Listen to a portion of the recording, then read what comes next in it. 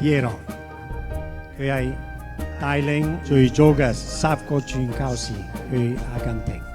嗱，呢個就係卡耶羅，佢係1884年12月7日，就係聖母節禮前夕嘅，係聖母大典啦，被逐成為主教，所以成為 Patagonia 南部阿根廷嘅主教。The children, when I spoke with them, and they like the birds sing, so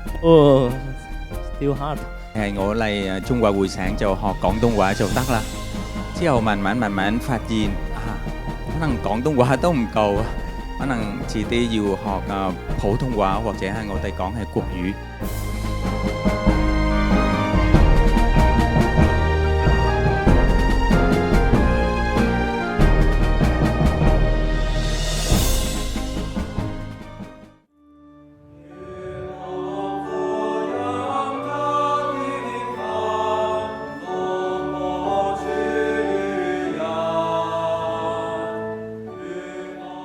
但因為耶穌叫佢哋去傳教咧，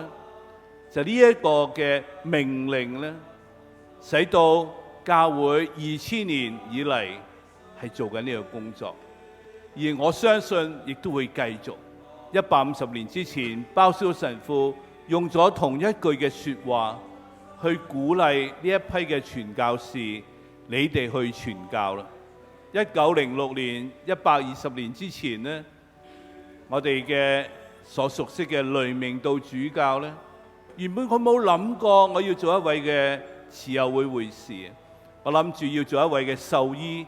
就因為見到呢個傳教士被派遣去傳教，於是改變咗佢自己一生。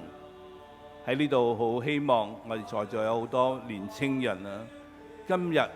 喺我哋嘅生命當中，點樣喺我哋嘅同學入邊，我哋嘅朋友，甚至喺你哋嘅網絡世界入邊做呢一個嘅網絡嘅傳教士咧，